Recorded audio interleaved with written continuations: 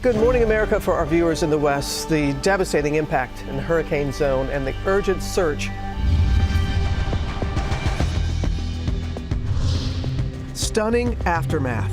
Hurricane Helene sweeping away coastal communities, leaving some towns completely underwater and some communities completely cut off without power or cell service. This is an unprecedented tragedy that requires an unprecedented response. Emergency workers racing to deliver supplies and restore access. Our team is live on the ground as Ginger tracks the new tropical threat taking shape that could hit the hard-hit Gulf again. Massive inferno. Thousands forced to evacuate as a fire from a chemical plant sent a huge plume of dangerous smoke into the air, shutting down the interstate. On the trail, Vice President Harris in Battleground, Nevada, as former President Trump steps up his personal attacks, falsely saying the VP has a mental disability, openly calling for her to face prosecution, and now his dark comments on crime, as Governor Walz and Senator Vance prepare for tomorrow's vice presidential debate. Overnight, Israel launches more airstrikes in Lebanon after killing the Hezbollah leader, while the U.S. works to prevent an all-out war in the region. Strike at midnight? Tens of thousands of dock workers are set to walk off the job that would bring ports from New England to Texas to a standstill and cost the economy billions a week. The story behind this Coast Guard rescue of a sailor stranded at sea during Hurricane Helene with his golden retriever gun. Unstoppable Stewie. New York on the road to redemption against Las Vegas. Sabrina and Spike Lee fired up as the Connecticut Sun still won on the road in Minnesota. We are sprinting into the WNBA's show-stopping semis. What a run! Derrick Henry on the run! The longest touchdown run in Ravens history, 87 yards. He will score! As Baltimore takes down Buffalo. He's a walking contradiction, partly truth, partly fiction. And remembering Kris Kristofferson, country music superstar, Army veteran, award-winning actor. This morning, the tributes from Barbra Streisand, Dolly Parton, and his children, as we remember the man behind the music. Good enough for me and Bobby McGee. Live in Times Square, this is Good Morning America. What a talent, what a Multi-talented. voice. Yes, we are celebrating Kris Kristofferson this morning. Good morning, America. We're going to get to that, but we have a lot of news to get to. The devastation from Helene spread across the South. Yes, North Carolina was hit with flooding it hasn't seen in a century, some calling it biblical. This is the scene in Asheville, which is now isolated after roads leading into the town flooded and cell towers were knocked down in the storm. So this is what we know right now. At least 91 people are dead, and that number is expected to rise, and power is out to some 2.1 million customers across that region. We have team coverage of the storm's aftermath. We start in Asheville with Faith Abube. Good morning, Faith. Yeah, good morning to you, Robin. It's been days without power, cell phone service, or safe drinking water for so many people here in western North Carolina. Right now, we're in historic Biltmore Village, a popular shopping and dining enclave here in Asheville, which was submerged in water. There's debris all over the place and a muddy mess left behind. This stretches for miles and miles. One official calling the damage biblical devastation. This morning, the death toll climbing after Helene barreled through the southeast. The massive storm killing more than 91 people from Florida to Virginia. In Buncombe County, North Carolina, our affiliate WSOC capturing the scope of the damage from above. At least 30 people declared dead, dozens more unaccounted for. These response teams are working around the clock to make rescues, to access neighborhoods. The extreme floods washing away homes and bridges. Get out of the way! Oh, God! At one point, North Carolina DOT forced to close more than 400 roads, deeming them unsafe for travel. Members of the National Guard and relief teams from 19 states joining the search and rescue missions. This is an unprecedented tragedy that requires an unprecedented response. In Asheville, many residents growing desperate, cell service and potable water out for days. This is apocalyptic, not just for Canton, but the entire region. And Canton Mayor Zeb Smathers telling ABC News it's nearly impossible to reach emergency management due to the cell service outage. To see our cell phones completely black out and not have the ability to allow people on their own accord to check on their loved ones or say, hey, look, you live near water, please leave. Hurricane Helene rapidly intensifying in less than 12 hours, making landfall in Florida's Big Bend as a Category 4 storm late Thursday night with 140-mile-per-hour winds. Western North Carolina rattled with a separate rain system just before Helene crossed the border, dumping up to 30 inches of rain in parts of the state, triggering extreme and deadly flash floods and landslides. This home in Marshall swept away in this river. In Lake Lure, homes splintered and reduced to rubble. Boats and docks piling up, towns turned into lakes, submerged underwater. When you turn the corner and you see your community just full of buildings and trash and floating boathouses and floating homes, it just sort of takes your breath away, and it was scary. Roads sliced in half, cutting residents off from critical help. There's probably 50 trees blocking my neighbor from coming out. I started helping them yesterday. The neighbors at the other end of the road, we got us out, but the other neighbors are trapped. The Painter family telling us they returned home to 35,000 gallons of water in their basement and their home caked in mud. It's eerie. I had a pit in the bottom of my stomach the whole time. We're stepping on mud and trying not to fall because it's so thick and slippery. Authorities confirming 2 people died in Tennessee. That number expected to climb. Unicoi County officials say more than 70 people are still unaccounted for, including Steve Cloyd. Overnight, his family telling GMA they found his Jeep and hope he was able to climb out and survive. That is the hope. I need that big one now so I can breathe again, so my kids can breathe again. His Minnesota Vikings won today. So I want to sit here and watch those highlights with him.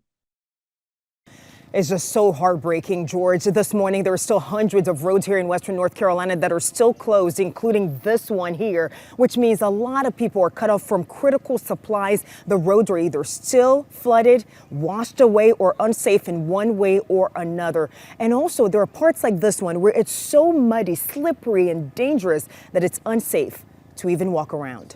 George? Well, rescue and recovery are going to take some time. Okay, Faith, thanks very much. Hernando Beach, Florida was hit with a record storm surge. Janae Norman is on the scene. Good morning, Janae.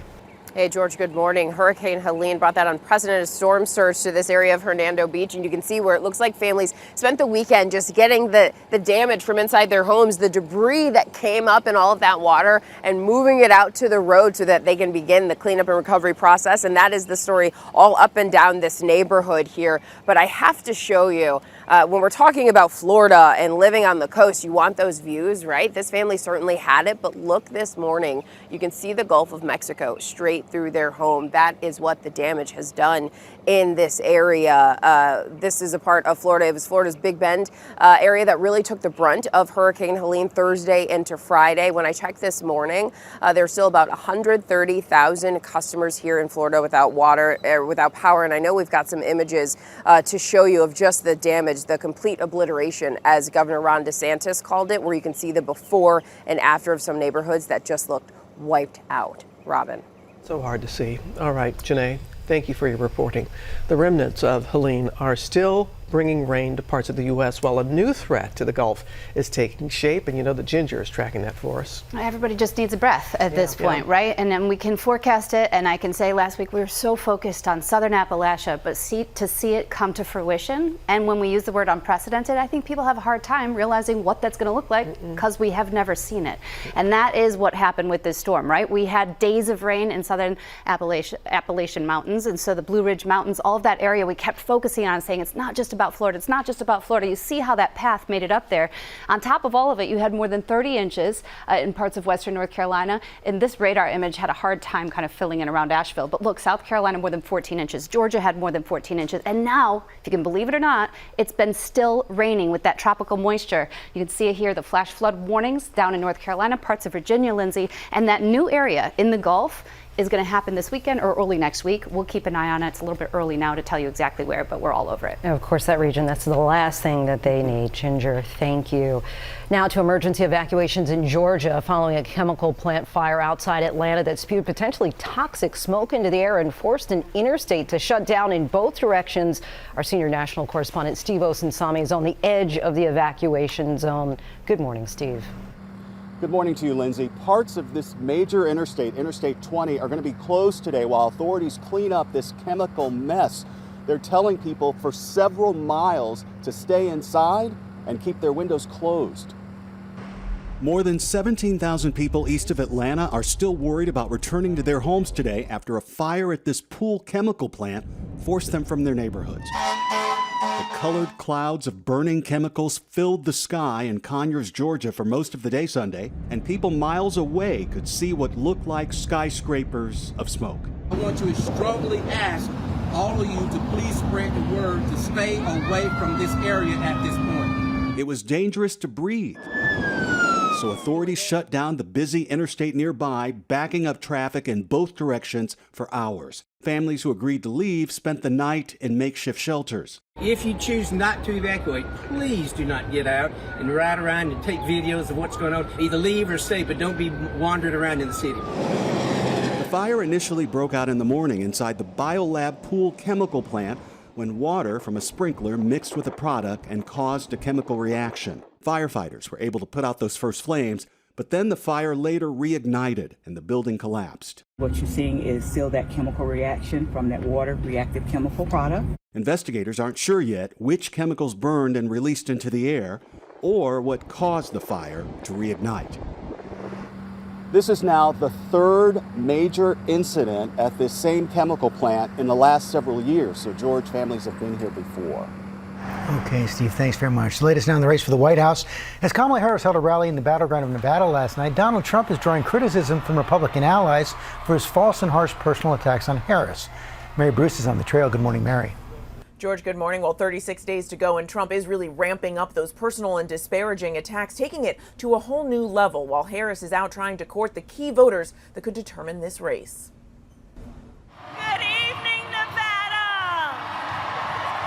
Overnight, Vice President Kamala Harris making her pitch out west in battleground Nevada, working to shore up support among Latino voters, critical in the state. We must have comprehensive immigration reform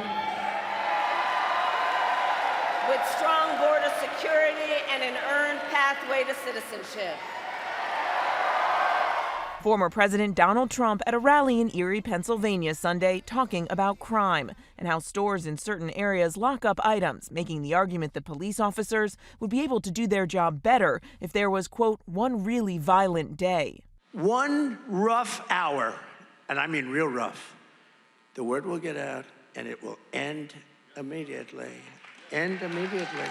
His campaign later telling Politico that Trump was clearly just floating it in jest. This came as the former president took his blistering personal attacks on the vice president to a new level, now openly calling for her to face prosecution. She should be impeached and prosecuted for her actions. And in a degrading line of attack, Trump falsely suggesting Harris has a mental disability. Trump saying she is, quote, mentally impaired. Those comments sparking swift condemnation from advocates for people with disabilities and provoking outrage and exasperation from some of his Republican rivals and allies, like former Maryland Governor Larry Hogan. Now he's questioning her mental competence, and I think that's insulting not only to the vice president, but to people that actually do have mental disabilities. And Republican Congressman Tom Emmer. I think we should stick on the issues. And this morning, the running mates, Senator J.D. Vance and Governor Tim Walz, are preparing for their face-off. George, tomorrow night's debate, likely the last one of this election. Mary Bruce, thanks very much. And of course, we're going to have full team coverage of the CBS News vice presidential debate between Governor Walz and Senator Vance. That's tomorrow beginning at 8 Eastern right here on ABC. Robin? And George, now the latest on the escalating conflict in the Middle East after Israel's killing of Hezbollah's top leader over the weekend sent shockwaves through that region. Our chief foreign correspondent, Ian Pannell, has the latest. This morning, Israel attacking Lebanon and Yemen, adding to growing concerns of a wider war in the region. The Israeli Air Force launching a large-scale operation striking Iranian-backed Houthi rebels in Yemen after they fired a missile towards Tel Aviv. Video posted online showing the fiery remains of a power station. 4 people reportedly killed. Israel says its latest action in Yemen is not only retaliation for Houthi attacks, but an Israeli official says they're also sending a message to Iran. Overnight, the IDF launching dozens more airstrikes in Lebanon, targeting what they say were buildings used by Hezbollah for military operations. Our Marcus Moore at the scene. Most of the strikes we've seen here in Beirut have been in the Hezbollah stronghold of Dahia, but this one happening in the central part of the city, the upper floor of an apartment building destroyed, leaving debris strewn across this residential area.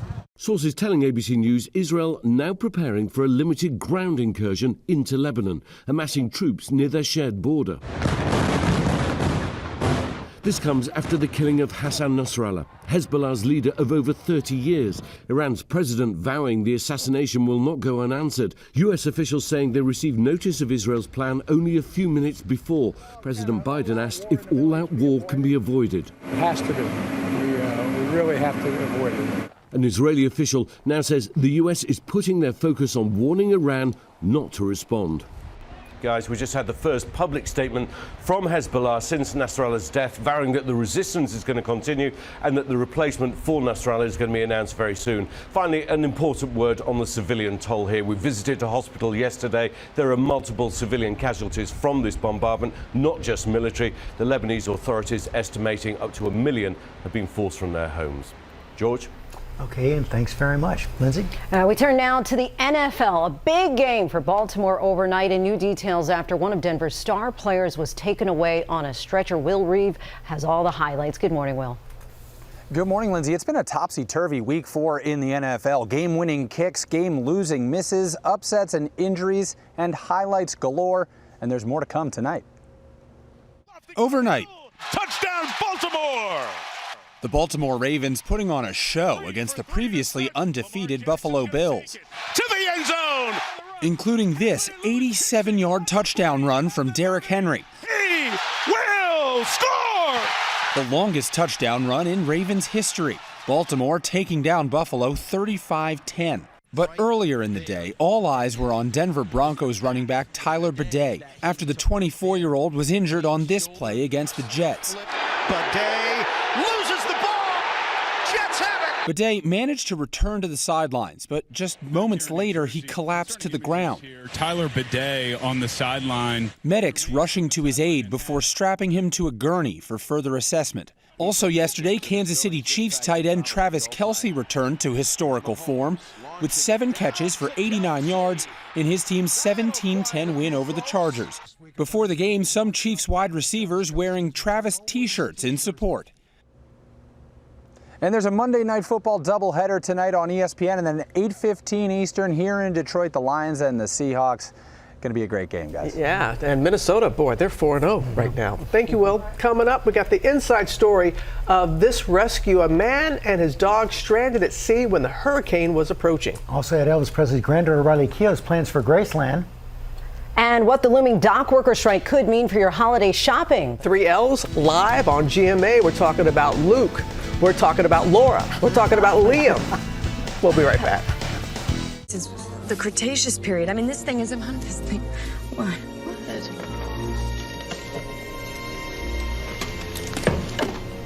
Welcome back. Ooh, Jurassic Park.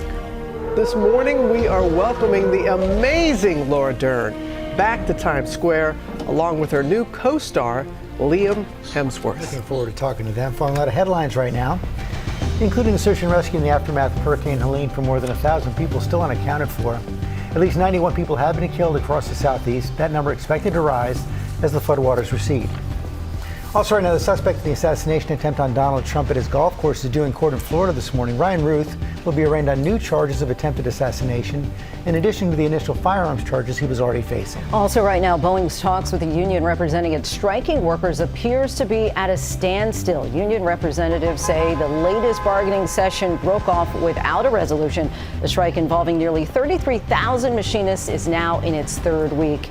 And 12-time Grand Slam singles champion Billie Jean King has officially been awarded the Congressional Gold Medal making her only the 12th athlete in history to receive this honor and marking the first time ever that the gold medal has been awarded to an individual female athlete. That seems surprising, but certainly she is Very deserving. And we still have a lot more ahead, including the looming dock worker strike, what it could mean for the supply chain with the holidays ahead. That's all coming up. Right now, the rescue at sea during Hurricane Helene. You may have seen that the Coast Guard saved a man and his dog from his disabled boat. Gio Benitez is here with the inside story of how they pulled off the daring rescue. Good morning, Gio. George, good morning. Yeah, over the weekend, so many of us saw that unbelievable rescue video of the sailor and his dog right in the middle of Hurricane Helene's wrath. But now this morning right here, we're hearing exactly how it went down, and the new details are just as incredible as the video itself. This morning, Coast Guard video seen here capturing the harrowing rescue of a sailor and his dog from dangerous waves 30 feet high as a treacherous Hurricane Helene moves in. The Coast Guard spotting the vessel 26 miles off the coast of Sanibel Island in Florida, the 36-foot sailboat taking on water. The sailor, Earl Barcombe, telling ABC affiliate WZVN that he and his 10-year-old golden retriever, Gun, were living on the boat and moving away from the hurricane when their motor failed and they began taking on water. It was moving mountains of water every which way you turn, and these waves were just everywhere you look. Barcombe calling for help. And I said, Gun, this isn't the day we're going to die. I'm calling the Coast Guard. Within minutes, the Coast Guard responding and dropping a diver in the rough waters. This video from the diver's helmet camera. Both Barcombe and Gun, the golden retriever, wearing life vests, jumping into the sea from the sinking ship. The rescuer, Coast Guard Petty Officer 2nd Class Ted Hudson, telling CNN that adrenaline kicked in. The helicopter is in 60-mile-an-hour winds. The pilots have to control that the whole time. So it was a dangerous situation to be in, and I was just trying to get out of there as fast as possible. Then Barcombe and his dog were hoisted up to safety in the helicopter. What comes next? Time will tell. You know, do I have hope? I have a new understanding, and that's a beautiful thing. It is a beautiful thing. And Barcombe also saying he was living out his dream of sailing the world with his dog. He calls him his best friend. The hurricane took his boat, but not that dream. He says he's going to keep trying for that. But most importantly, he is beyond grateful to that officer and the Coast Guard for saving their lives, guys. Oh, thank you so much for bringing us that story. We needed it today. Yeah. Thank you, Gio. Now to remembering Kris Kristofferson, the legendary singer, songwriter, and actor, died this weekend at the age of 88. Lara is here with more on his incredible life and legacy. Incredible. The more you read, the more you just went, my goodness, he was talented. Kris Kristofferson thought of himself first and foremost as a writer, and he took it very seriously, penning songs for Johnny Cash and Janis Joplin, just to name a few. But this was a true Renaissance man. He was a Rhodes Scholar, a decorated U.S. Army pilot, a firefighter, a boxer, and an award-winning actor.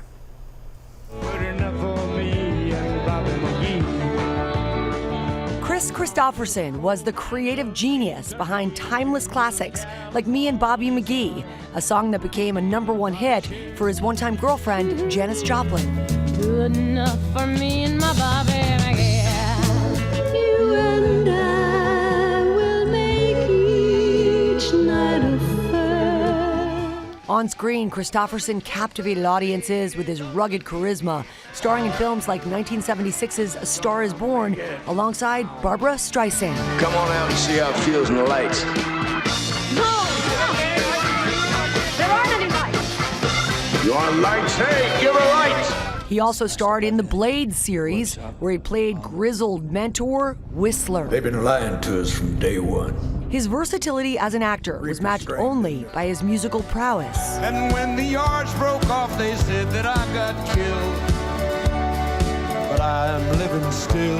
In the 1990s, Kristofferson was also an integral part of the legendary country supergroup The Highwaymen, alongside Johnny Cash, Waylon Jennings, and Willie Nelson. And we're gonna ride.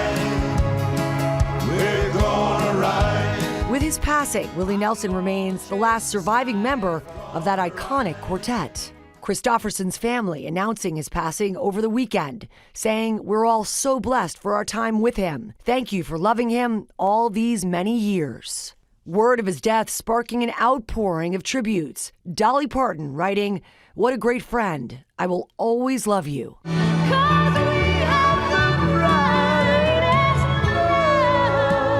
And his former co-star, Barbra Streisand, remembering their last appearance on stage together in 2019.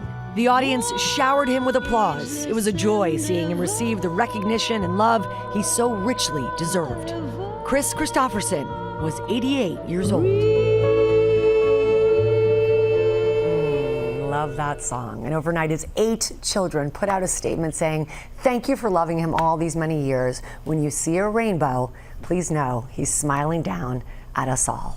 Beautiful. He will be missed. He certainly will be. And what a Renaissance man, as you said. He did it all. Did it all. Now with Elvis Presley's granddaughter, Riley Keough, sharing her plans for Graceland as the actress fulfills a promise to her mother, Lisa Marie Presley, to publish her memoir. Eva Pilgrim is here with that story. Good morning, Eva. Good morning. Riley Keough listened to tapes of her mother, Lisa Marie, that she recorded as she completed that memoir, saying it felt like she was with her, hearing her voice. The future of Graceland. Actress Riley Keough opening up about plans for her famous family's estate.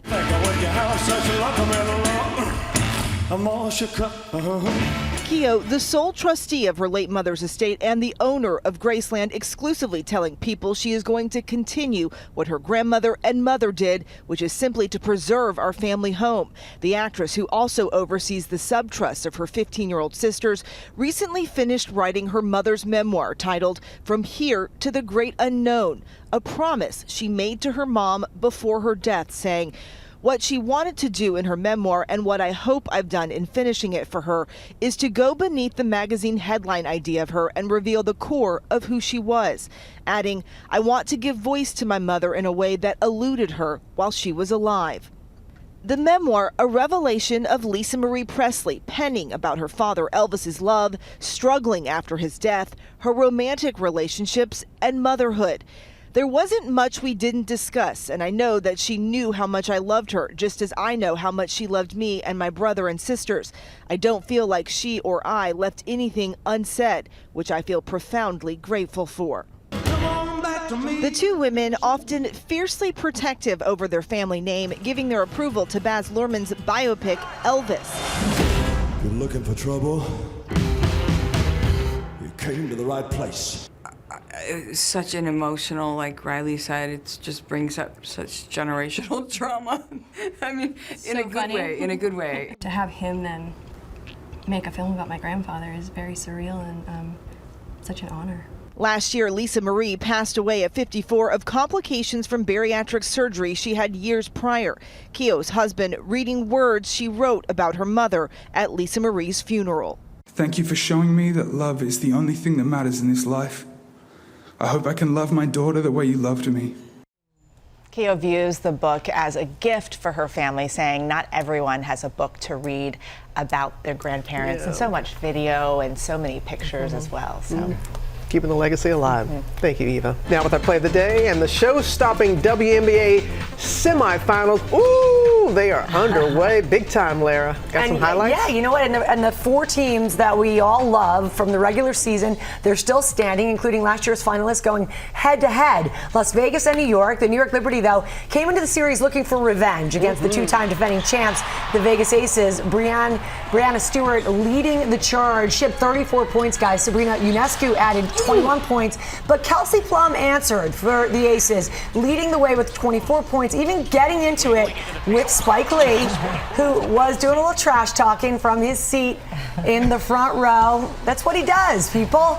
And it wasn't enough for the Aces, with the Liberty taking the game 1 at home, 87-77. But you see, Kelsey, they bring it on, man. Yes, bring it on, she loves it. Is that all you got? Is that all you got? How about in the late game, Connecticut winning on the road against Minnesota, 73-70. I mean, that's big, right? That is huge. That's a huge deal. So Marina Mabrey, she scored 20 points, including 6 3-pointers. Alyssa Thomas also had a huge night. She finished with 17 points, 10 rebounds. Guys, she came 1 assist short of a triple-double. That is major. Connecticut's defense just did a great job holding Minnesota star Nafisa Collier in check, keeping her to 19 points, preventing her from getting a good shot off as the time expired. That was critical. Game 2 in both best to 5 series happens Tuesday night on ESPN2 starting at 7:30. I see you over there.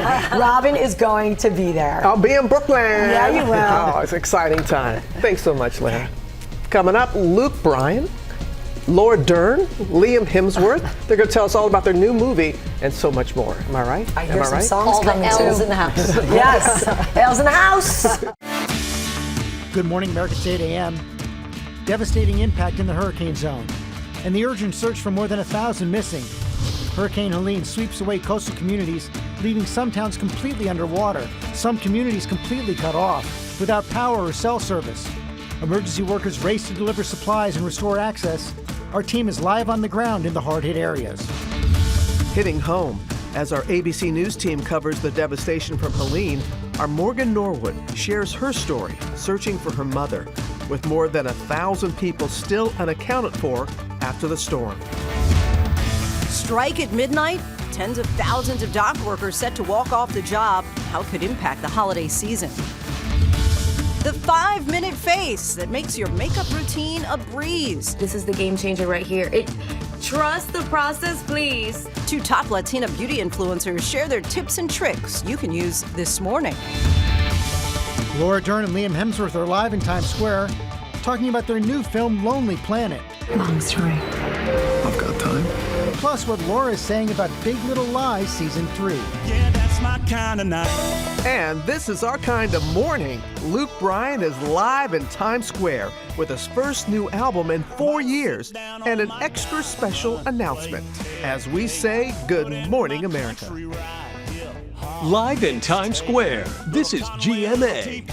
The L's definitely have it this morning. Luke, Laura, Liam, live here in Times Square. Luke Bryan performing new music. And then Laura Dern and Liam Hemsworth telling us about their new movie, Lonely Planet. I'll add a 4th Al with Linsey here as well this morning. We also have some big news about Elton John. It's all coming up. First look at the top stories breaking at 8. We start with the latest on the aftermath of Hurricane Helene. North Carolina was hit with flooding it hasn't seen in a century. I want to go back to Faith Abubi in Asheville. Good morning, Faith.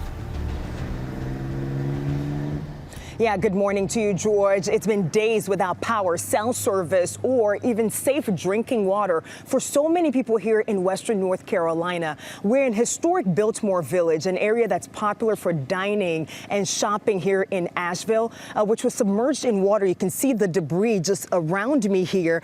And the floodwaters were so strong that they were able to carry this commercial fridge from who knows where. The area damaged. Take a look overhead as we show you drone footage. Going miles and miles of damage. One official calling the devastation biblical. This morning, the death toll climbing after Helene barreled through the southeast. The massive storm killing more than 91 people from Florida to Virginia. In Buncombe County, North Carolina, our affiliate WSOC capturing the scope of the damage from above. At least 30 people declared dead. Dozens more unaccounted for. These response teams are working around the clock to make rescues, to access neighborhoods. The extreme floods washing away homes and bridges. Get out of the way! Oh, God! At one point, North Carolina DOT forced to close more than 400 roads, deeming them unsafe for travel. Members of the National Guard and relief teams from 19 states joining the search and rescue missions.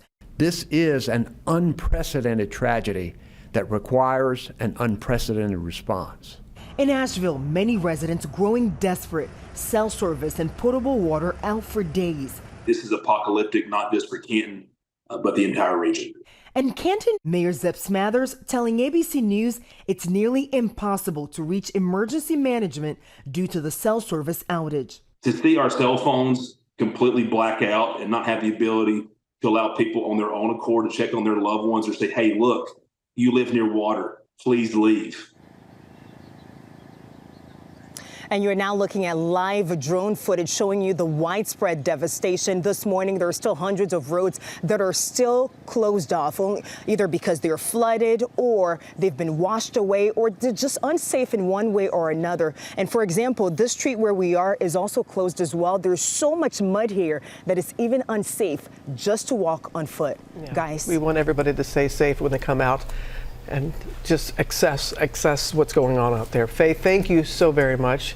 Now more on the search for people that are still unaccounted for following the hurricane. Morgan Norwood is in Winston-Salem, North Carolina, with the latest from there. Good morning, Morgan. Good morning to you, Robin. I can tell you that Hurricane Helene hits home for me quite literally. I'm from Winston-Salem, North Carolina. It's in the Triad. It's a neighboring region to Western North Carolina. And I can tell you that the need there is dire, which is why collection drives like this one put on by the Winston-Salem Regional Association of Realtors is so critical. I mean, you can see that they have piles and piles of supplies that they're planning to bring out there. Paper towels, soup, perishable items, cleaning supplies, water. They're going to be loading it up onto trucks pretty shortly and sending it over to Western North Carolina. The state, they're forced to fly many of the resources out to that region right now because the roads there are either ravines, they've been washed out underneath water, floodwaters, or submerged in mud from the landslides and the mudslides there. At one point, more than 1,000 people were unaccounted for. That number, according to Buncombe County officials, has gone down to about 600. Much of that is due to the lack of internet, power, cell phone service. Many of the landlines also down. And many this morning are searching for their loved ones, waiting for word from their loved ones, and their loved ones desperately trying to get in contact with them as well. And Robin. you know that oh too well, Morgan. As you said, this is personal for you. Yeah, it was an agonizing wait. I endured that along with many other families waiting to hear from loved ones. Over the weekend, when I was trying to get in contact with my mother, she was in Western North Carolina for a work conference. At last check, when we last had talked with her on Friday, she was trying to get around a mudslide, and that's when we lost contact with her. Happy to report, nearly 22 hours after that, she is safe. She is back home with us, but that wait was absolutely agonizing. I've covered tragedies on the ground, and I've seen families and been with them as they've gotten those devastating phone calls, and I did not want to be on the other end of that. She spent the night in a hotel lobby, so thankful to the staff there. But so many families are looking for that joyous relief that my family experienced over the weekend, and I'm so happy that I was able to get that, but my heart is so heavy for those out in Western North Carolina, and I'm thinking of those folks there. Your emotion is very apparent, and you're right there. I know you're going to do all that you can, and we will as well. That's what we do here at GMA. Please give everybody our best and give your mama a big hug when you see her. Yeah. Thank you, Morgan. Thank you. Oh, she's actually right here. Oh, great! Where is she? Put her on camera. Come on. Here. She's on this side. Come on, Mom. Here's Mama. Oh, that is fantastic. I'm so glad. I'm glad you gave her a hug for us. Nice. Bless She you. buried the lead. I know. Exactly, George. Oh, coming up, it's got a GMA morning menu. Tens of thousands of dock workers set to walk off the job at midnight. It could impact the holiday season. Also had a first look at a new documentary about Elton John. It's a Pop News exclusive. Plus, we're celebrating Hispanic and Latin American Heritage Month with two top Latina beauty influencers sharing their 5-minute face routines at Lara's with special guests. Hey, Lara. Hey, guys. What a morning. We have the L's, as we're now called. We've got Luke, we've got Laura, we've got Liam, Luke Bryan, Laura Dern, Liam Hemsworth. They all have something new to tell us about. One of them will perform. Who will it be? We'll tell you coming up on Good Morning America.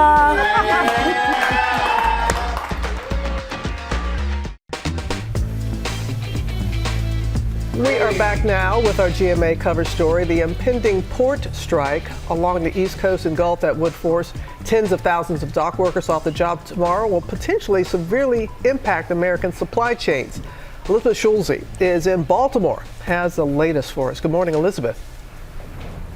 Good morning, Robin. This could be the first time in nearly 50 years that the union representing dock workers at ports like this one in Baltimore goes on strike, and it could have ripple effects across the supply chain just in time for the holiday shopping season. This morning, ports from New England to Texas are bracing to grind to a standstill. At midnight tonight, up to 47,000 union dock workers from the International Longshoremen's Association set to walk off the job and go on strike. When my men hit the streets, from Maine to Texas, every single port will lock down. The union demanding a 77% wage increase over 6 years and limits on the use of automated machinery like cranes. The United States Maritime Alliance has responded, offering a 40% pay hike. With negotiations at an impasse, President Biden insists he won't get involved, saying unions have the right to strike and negotiate a fair deal. Mr. President, would you intervene in the dock workers' strike if they go on strike on Tuesday? No. If the strike moves forward, 14 ports along the East and Gulf coasts would be unable to load cargo on or off container ships. From autos arriving into Boston, to fresh fruits at ports in New York and Delaware, to imports of machinery, appliances, and electronics in Houston.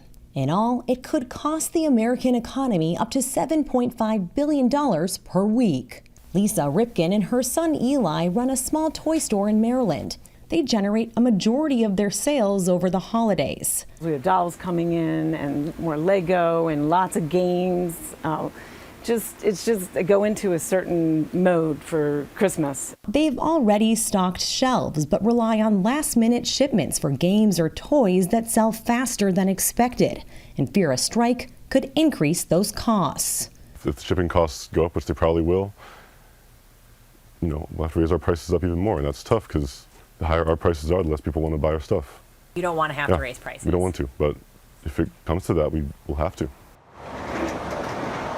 The potential impact on your shipping times and costs depends on just how long this strike would last. A week-long strike could be resolved pretty quickly because retailers have had some time to prepare for this, with some even diverting their shipments to West Coast ports. Guys. Someone's letting you know what they feel about it. All right. Hey. A lot of activity already. We can see that, Elizabeth. Thank you so much. Hope everything works out for everyone. For sure.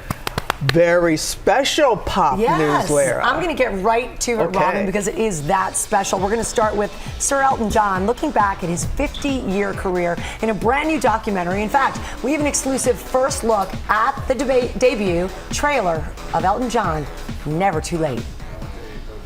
When I was very young, my life was all consumed by music. I just wanted to become a songwriter. The album went soaring up into the charts. Did you know that you nailed it? Yeah. We had hit after hit after hit after hit. The acclaim grew and the audiences grew. You're the most famous pop star in the world. Elton John is set to play at Dodger Stadium. No solo artist has ever put on a live stadium show. I knew it couldn't get any bigger. Never Too Late follows Elton John as he prepares for his final North American concert at Dodger Stadium. That happened in 2022.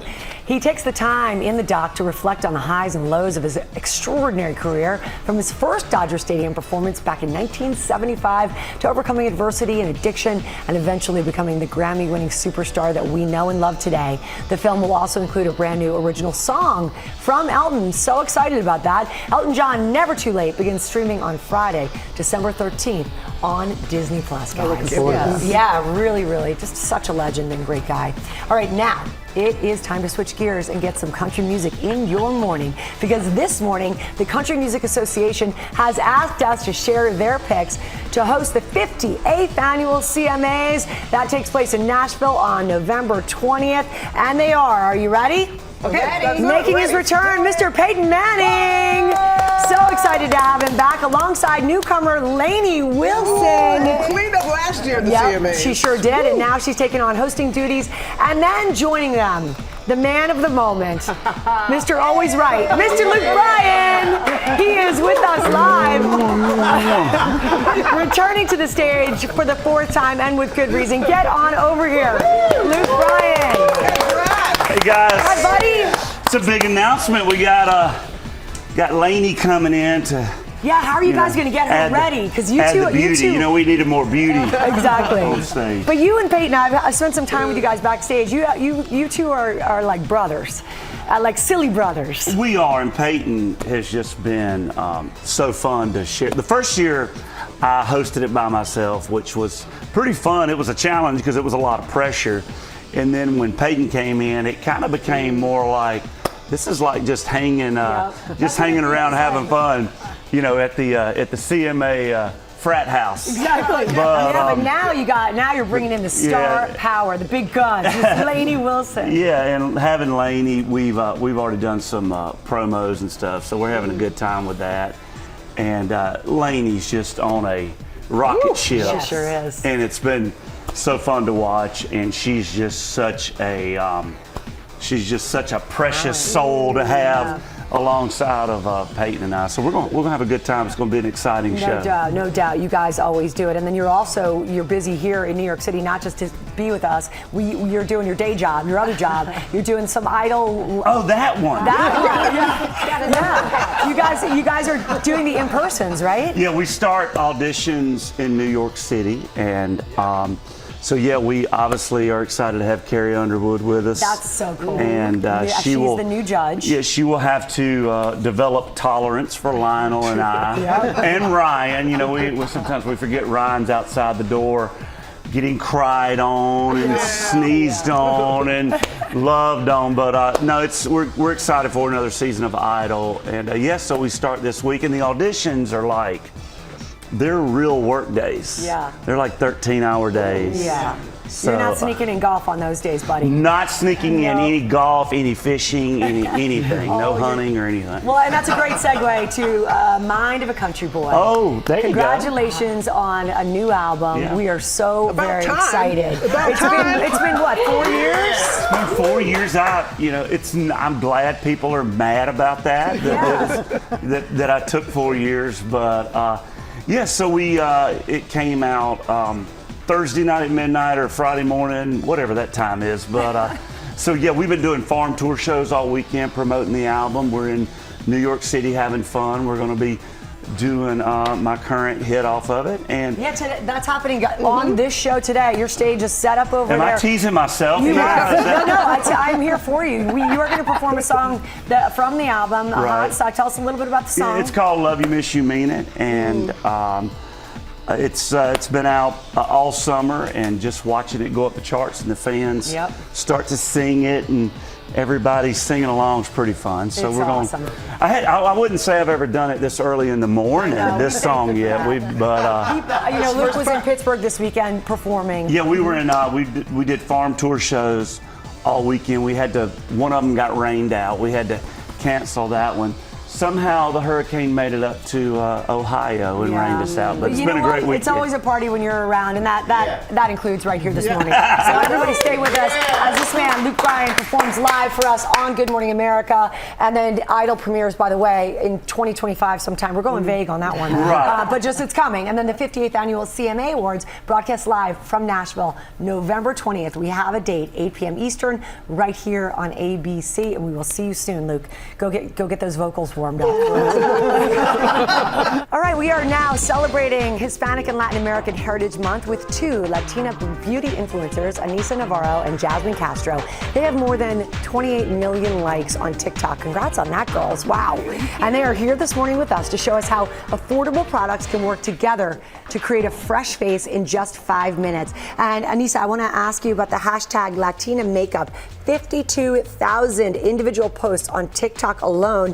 That is a lot of interest in this beauty space, wouldn't you say? Absolutely. I think the representation for Latinas is so important, and I'm so proud and happy that me and Jasmine can be among some of the best Latina creators. At the forefront of it, and we do so appreciate it. Jasmine, you have a 5-minute routine that you start, and you do it in an unusual way.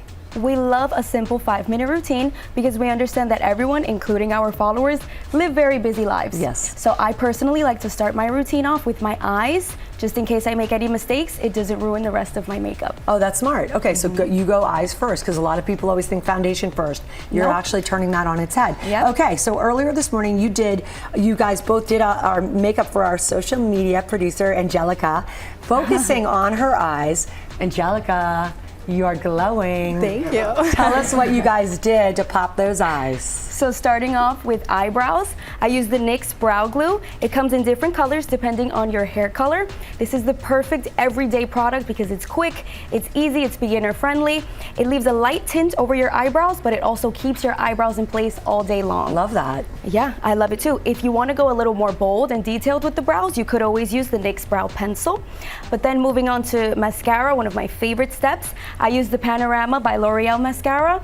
One of my absolute favorites. This mascara gives a lot of length to the lashes without making them super clumpy. And as you can see on our beautiful model, it really makes your eyes stand out. Okay, so let's talk about that glowy, dewy look that's so in right now. Yes. How do we get that, Anissa? Okay, so on our beautiful model, like Jasmine said, we went in with the e.l.f. Halo Glow. A lot of people love this product just because you can honestly, when you're really in a time crunch, you can use this on its own. It's so affordable. You can find it at most pharmacies. I actually am a huge fan of it myself. Yes, and it comes in so many colors, which is really nice. But if you have a little more time, I like going in with this L'Oreal True Match Serum, and it kind of will just even out the skin tone. Okay, I love that. And let's talk about lips. So one quick tip, you say that there is one product in your makeup bag that you guys can never give up on. Oh, I can never give up on lip liner. Lip liner is Really? it's my holy grail. Shoot, I don't use it. I guess I better start. Oh my gosh, because they're disappearing before my very eyes. So okay, so I think this one would be perfect for you too. This one is trending on social media right now. This is the Nude Truffle. Hailey Bieber uses it. Okay. And it'll give you the perfect Who's the maker? It's NYX. Okay, so it's by NYX. It's Yes. called Truffle. Yes, All right. Any Nude other Truffle. tips on lips? Because Angelica's are looking extremely fabulous. Look at you. Give a smile. You know you. Yeah, girl. Yeah, so for Angelica, we also use the brown lipstick. Brown is the it color of the season right now, so a lot of people have been incorporating brown into their makeup. How do we do that though? Because it's a little intimidating. You can do this in many ways. You can start off with using a brown mascara instead of a black mascara, which by the way makes brown eyes really pop. Okay, so brown mascara, a little bit of a brown lip. All of these are great tips and incredibly affordable. You look gorgeous, Angelica. Yes, she All right, does. items are shoppable. Use the QR code right there on the bottom of your screen. And coming up, we have not only Laura Dern, but Liam Hemsworth talking about their new movie on Good Morning America. Stay with us. Thanks, you guys.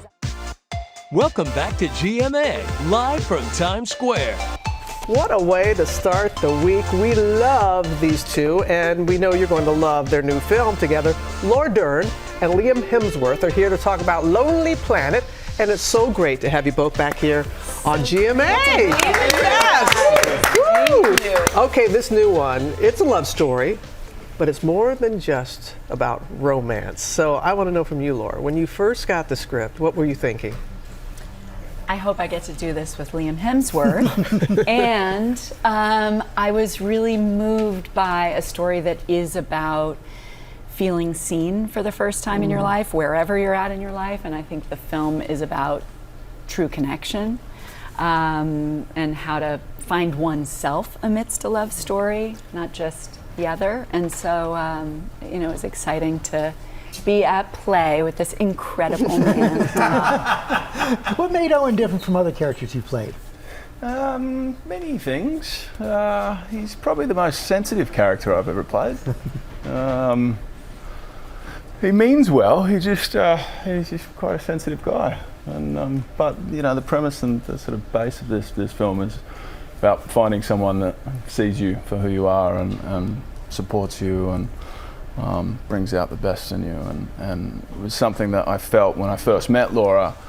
I remember having breakfast with her when we were talking about the script, and she was already a part of it at that time. And it was weird. I felt like I'd sort of known her for a lot longer than we had, and we just had an instant sort of connection. And doing this film was really easy with her because we didn't sort of have to work for too much. We, That's nice. we're on the same page about a lot of stuff. Yeah. And yeah. Take a look at a clip. Who said I had a nickname? Because you did. You're a nickname guy. You don't know that. I think I do. Come on. You weren't the guy on the football team, the clutch guy. I don't know if you threw the ball or caught the ball, but you were definitely on the ball as the clock ticked down. And that guy always has a nickname. I'm not gonna tell you. Oh, yes, you are. Mm-mm. Yeah. Are you gonna make me guess? Sure. We're gonna guess. Yeah, are you gonna make us guess, Liam? What was the nickname? It's a really good nickname. It's his nickname is called the Big O. Oh my. Yeah. The Big L also. The Big O. Comes from. And then Because his name is Owen in the movie. His name's Owen.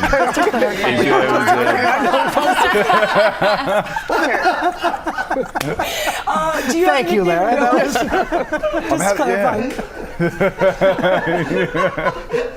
It's okay for morning TV. Yeah? Owen is the character. Liam, did you tell us your nickname in real life? I can't hear it right now. I had a few nicknames. Yeah, a few nicknames. One of them that all my brothers got called was Hemsy, obviously, because Hemsworth. And all right, we Australians like that. abbreviate everything and make our names sound even sillier. That feels right, though. That feels right. Like you're part of our family now. Hemsy was a good one. There was Hem Dog. L Dog, Lee Dog, and Lemon. Lemon was another one. I thought this question would be like a one-word answer. L Dog is what I do usually. That's it. Laura, I got to hear this backstory. 87 olives and the back of Liam's motorcycle. There's a story there. What is that about? Well, the only thing missing is I didn't eat the 87 olives while on the back of the motorcycle, which probably would have been even more fun. But yes, he fed me 87 olives. Oh, because for a scene in the film? Yeah. And we did it 87 times, Oh I my guess. God. He kept track. I, at some point, was like, this feels like a lot of olives. I don't know what's happening right now. My skin is glowing like never before. And somehow, I guess we're either really connected or incredibly codependent, but I feel like from that moment forward, you never wanted to eat olives again. I'm like, wait a minute, but I very ate them. indulgent of the director. 87 takes. 87 takes. Various guys. setups and different angles. We wanted to make sure we got every part of that. Every olive part of eating. the- Yeah. I'm going to really study this to see the final product. Can we switch gears for a second, Laura? Because everybody's, well, not everybody, I speak for myself. Big Little Lies. Big Little Lies. We love it so very much. We just had Shailene on, and she said she's all in and ready to go. Is there anything you can share with us on a possible script? Oh man! We would have the time of our life. Yeah. I think I can say we will have the time Okay. of our life. Oh, that's encouraging. So, yeah, I think, we're such close friends and love each other so much, so getting to be together again would be amazing. Yeah, everyone speaks so highly of you, and I know you feel the same about them. Yeah. So, well, thank you. I'll take that as a positive. Yeah. And thanks, L Dog, for being here. That works as well. Thank you both so very, very Thank you much. guys for having us. We got to let people know Lonely Planet releases globally on Netflix. Got to wait until next Friday. John Allen, he's a former Navy SEAL, now the social media star Mr. Ballin. He has a new graphic novel, Mr. Ballin Presents Strange, Dark, Mysterious, the graphic stories. Welcome to GMA, good to see you. Thank you very much for having This me. is your first time. This is my first talk show ever. Yeah, this is it. This is the first one. Well, So, welcome. It's starting great with to the big have you leagues. here. Thank Tell you. us about the graphic novel, why you wanted to do it. So I grew up in a family of storytellers. I'm from just south of Boston in Quincy, Massachusetts, and my dad's a reporter for the Boston Globe. My sister as well. My mom's a writer, and so I was kind of raised to be a storyteller. And when I became a sort of professional storyteller on YouTube, it just seemed obvious that I would need to have a book at some point. That's what I do. I tell stories, and it's funny enough. When I was in boot camp, as I was becoming a Navy SEAL, my mom used to send me books because I love reading, and it's a form of escape. But the people at boot camp would take the books that were sent to me and rip them into pieces, because you're not allowed to have nice things in boot camp. And I would get like a chapter of a book, like chapter 13, and I'd be laying in my rack at night in boot camp, like reading a random chapter of a book. But it was perfect. It was escape for me. And so Well, that is some hazing right there. So you say you were born a storyteller, so explain the detour to Navy SEALs. Well, yeah. So I rebelled against becoming a storyteller like my family, and I always felt a call to service, and certainly 9/11 had a huge impact on that. I met some Navy SEALs that really impressed me, and it just seemed like one of those things that anyone can try out to be a Navy SEAL to a degree, but very few people make it. It's like this great meritocracy, and I love the idea of just throwing my hat in the ring to see if I had what it took. And I barely made it across the finish line, but I became a Navy SEAL, and then naturally became a YouTube storyteller. But you also you then went to doing something else that anybody can do, but it's a meritocracy, trying to make it on YouTube. Yeah, that's like the huge meritocracy. Yeah, that was an accident. I was at this water park in Pennsylvania with my family, and I had tried a couple times to post some content to social media just to see if it would take. Nothing did. It was like just cringy dance videos and stuff that nobody liked. And I just decided, kind of on a whim, to tell this story about these missing hikers from the 1950s. It's called the Dyatlov Pass Mystery. I post this 60-second clip to TikTok. I have no followers, nothing. I post it. I go down to the water park with my kids. Come back a couple hours later, there's 5 million views on the video. That was in 2020. and now I'm on Good Morning America with you. So that's what the did way. that teach you, and what advice do you have for people who want to go out there and make content? Well, I mean, social media and content creation really in many ways is sort of like the Wild West right now. I mean, it's this wide open place for people to find their calling. I mean, there's people right now there's a guy who went viral for reviewing mailboxes in Los Angeles, and he has a whole brand around reviewing mailboxes. So it's sort of like, throw your hat in the ring. And also, when I first began telling scary stories on TikTok, like a middle-aged man in a flannel with a backwards hat on an app that's dominated by kids dancing, a lot of people were like, what are you doing, John? Like, it's kind of cringy, and no one really thought it was cool. But 4 years later, they're like, boy, you're a genius. I knew all along. So it's like, you got to believe in yourself and be prepared for ridicule, because those people are trailblazers. You have the next big idea ready? I hope so. I mean, you know, we're on tour right now. We've done a tour in Texas. We just did 3 shows in Dallas, Houston, and San Antonio, and it was amazing, like getting to see fans in real time. And that was like a huge dream of mine to do live engagements. And so I would have said that was the next big thing. But I guess now getting into film and TV would be next. But certainly our book is the big thing. That's the thing we're here for. Thank you for coming in. Happy birthday tomorrow. Yeah, there we go. Thank you so much. And yeah, thank you so much, George. Absolutely. Mr. Vaughn presents Strange, Dark, Mysterious, The Graphic Stories. Comes out tomorrow. And time now to reveal our October GMA Book Club pick. It's an epic adventure perfect for fans of fantasy and history. Nightline's Juju Chang has the pick and got the chance to sit down with the author. Good morning, Juju. Good morning, Lindsay. You know, I have a confession to make. This was such a guilty pleasure. It whisks you away to majestic kingdoms with ancient legendary heroines whose superpower is seduction. And of course, the fate of the future hangs in the balance as she falls for a forbidden love. It's called A Song to Drown Rivers. Wow, it is true. It's by New York Times bestseller Anne Liang, and she is as charming as her novel. She's one of 4 mythical beauties of ancient China, and legend has it, her beauty destroyed a kingdom. She is this legendary figure, and some people will kind of blame her in a way for, bringing down this kingdom. But then at the same time, she is also being used by these men. Like, she is also like a weapon and a pawn in this war. In A Song to Drown Rivers, author Anne Liang takes us along as handsome military advisor Fan Li recruits and trains Si She to seduce and destroy the rival king. In many ways, this book is about longing and desire, but it is unattainable. It's unattainable. And I remember taking this class for Chinese literature, and the professor pointed something out about how desire means absence. It is like the more that we cannot have something, the more that we want it.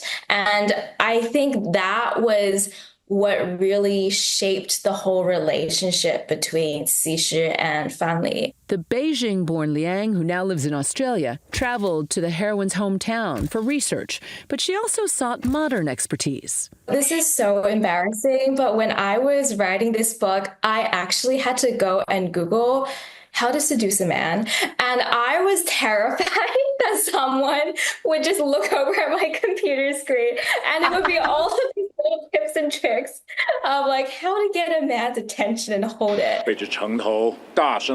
Inspired by Chinese dramas, or C-dramas, Liang crafted a sweeping tale of love and longing, which seems ripe for a big screen adaptation. Who would you like to see play the main characters? Okay, so I have been thinking long and hard about this. I think Liu Yifei would be an interesting pick for the female lead. For the male lead, I would consider someone like Linsey, and for Fu Chai, someone like Zhang Linghe. That is kind of my vision. She's already cast it, guys, and I keep telling my friends, it's like Mata Hari meets Helen of Troy, but it's proper Chinese mythology with tragic, epic themes of power and betrayal. And Liang wrote YA novels when she was just a teenager, and she wrote this, her first adult novel, just after graduating from college. So clearly, guys, she has a bright future ahead, and we're all going to read all about it. It's called A Song to Drown Rivers, and it is available now. Wow. That's awesome. Seduction 101. Class is in session. All right, Juju, thank you. Coming up, Luke Bryan performs for us live. Bring it! Come on, son!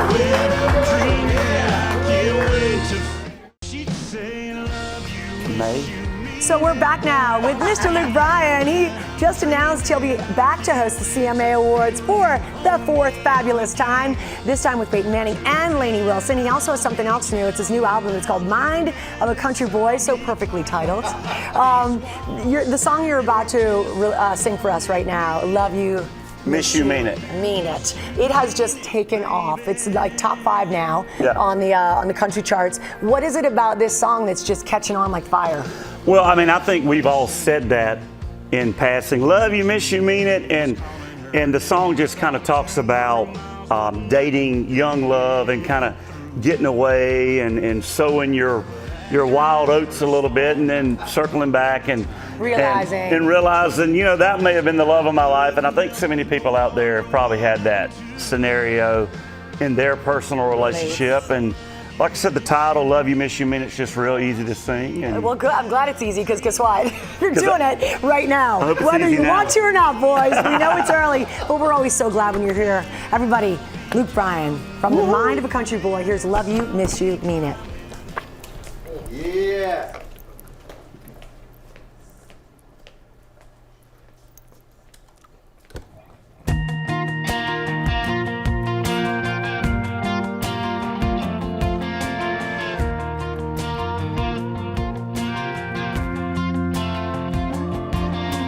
small town meant to be. My mama loved her, her daddy loved me. We burned up the road between her house and mine. We kissed in her driveway, and by the time I hit the highway, she'd call to tell me good night one more time. And she said, love you, miss you, mean it, boy, I'll see you when I'm dreaming. I can't wait to feel you hold me again. Till then I'll be counting down the minutes, I'll be climbing up these walls. Your kiss I wanted, need it. Love you, miss you, mean it, baby.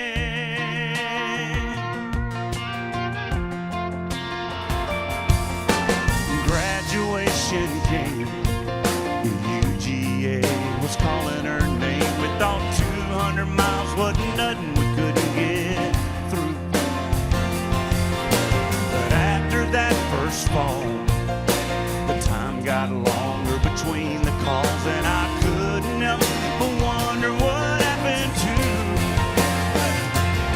my little love you, miss you, mean it, girl, I'll see you when I'm dreaming. I can't wait to feel you hold me again. Till then I'll be counting down the minutes, I'll be climbing up these walls. Your kiss I wanted, need it. Love you, miss you, mean it, baby.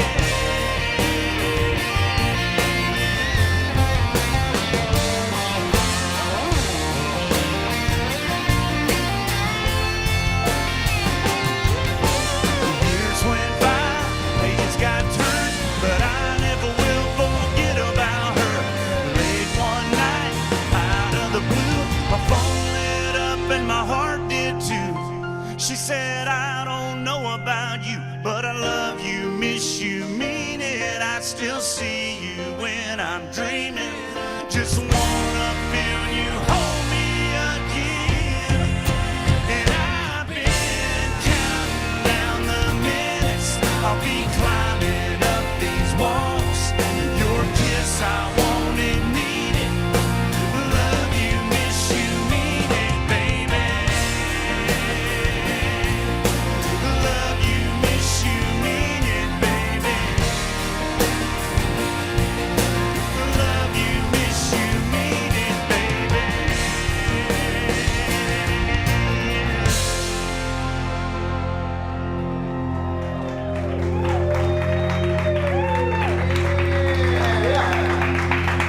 Thank you, Luke, for that great performance. And we mean it! We mean it! Yes. Have a great day, everybody.